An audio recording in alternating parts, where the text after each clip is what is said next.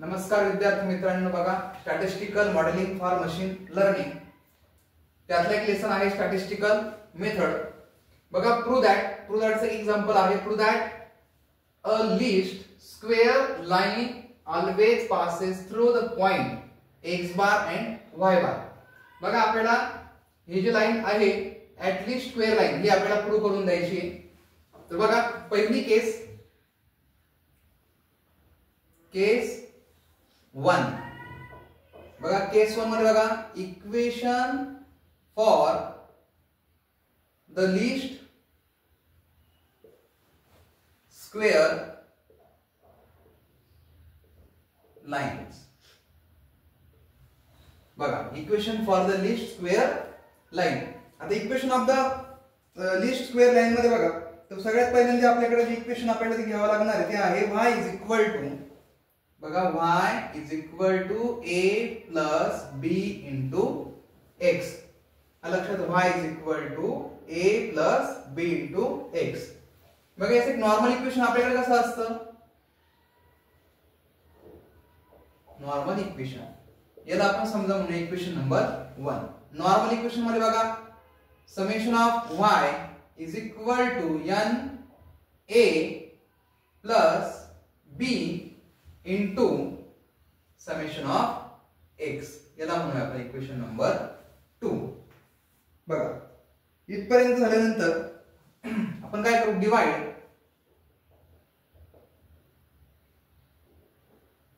Equation number घेतात equation 2 divide by n. Equation 2 ला आपण कशाने डिवाइड करू, n ने डिवाइड करू. तर लक्षात घ्या इथं समेशन ऑफ y बार जर समजा त्याला डिवाइड बाय n लागतोय तर अशा वेळेस असं आपल्याकडे होणार आहे y बार. इथे लक्षात घ्या n विल गेट कॅन्सल. इथे झालं आपल्याकडे a plus b as it is summation of x upon n म्हणजे हा आपल्याकडे होतो इथं x बार. याला आपण म्हणू इक्वेशन नंबर 3. आलं लक्षात. बघा इक्वेशन नंबर 1 त्यानंतर आपलं नॉर्मल इक्वेशन त्यानंतर बोथ साइड आपण डिवाइड बाय किती लावली, याला n लावला. Summation of y upon n म्हणजे y बार झाला.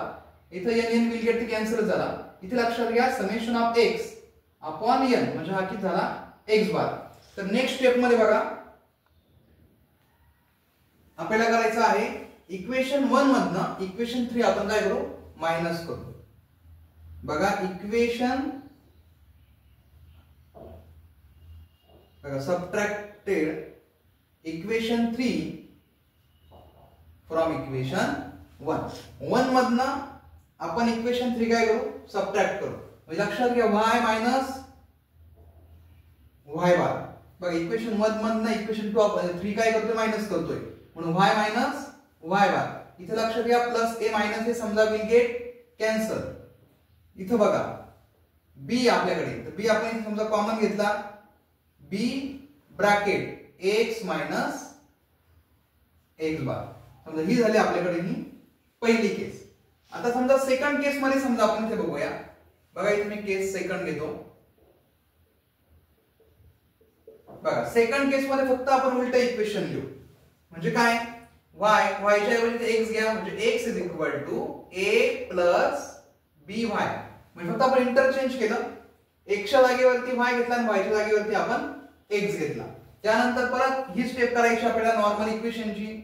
बघा नॉर्मल इक्वेशन मध्ये काय होईल, हा होईल summation of x is equal to n into a plus हा b आणि समेशन ऑफ y. समजा इथे 1 या इक्वेशनला आपण केलं कन्सिडर 2.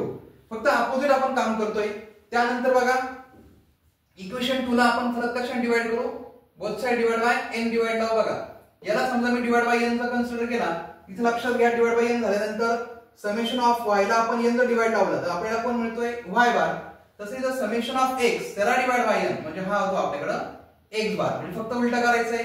इथं n विल गेट कॅन्सल म्हणजे a प्लस b आणि इथे आपल्याकडे होणार आहे y बार. याला म्हणा इक्वेशन नंबर 3. किंवा डायरेक्टली याच्या अपोजिट तुम्ही लिहिलं तरी चालणार आहे. y बारच्या जागेवरती x बार लिहा, x बारच्या जागेवरती y बार लिहा. पुन्हा आपण 1 मधनं 3 काय करायचं आपल्याला मायनस करायचा आहे. बघा next equation as a same condition असणार आहे आपली. तर बघा x मायनस एक्स बार, त्यानंतर बघा a विल गेट कॅन्सल होणार आहे, b इथे कॉमन घ्या, b bracket y minus y bar. बघा म्हणजे आपण पहिले इक्वेशन काढलं होतं इथे पहिली case y minus y bar is equal to b into x minus x bar, आणि इथे सेकंड केसला आपण अपोजिट काम केलं म्हणजे x minus x bar is equal to b into y minus y bar. आले कितपर्यंत? किती होतं बघा. म्हणजे therefore which also indicate that line passes through the point x bar and y bar. बघा म्हणजे आपण इतक्या सोप्या पद्धतीने याला आपण प्रूव्ह केलं. हे प्रूव्ह करण्याचे एक्झाम्पल आहे की 4 मार्क्स साठी व्यवस्थित करून ठेवा, कारण ह्या सब्जेक्ट मध्ये प्रूव्ह दॅटचे एक्झाम्पल मॅक्झिमम येत असतात. म्हणून लक्षात घ्या पहिली केस जरी तुमची इथे लर्न झाली तर सेकंड केस ऑटोमॅटिकली फक्त अपोजिट करा, म्हणजे फक्त इंटरचेंज करायचे आपल्याला x आणि y ला, बाकी त्याच्या पलीकडे या सम मध्ये दुसरं काही नाही. म्हणून व्यवस्थित प्रिपरेशन करा आणि या समचे 4 मार्क मिळवा.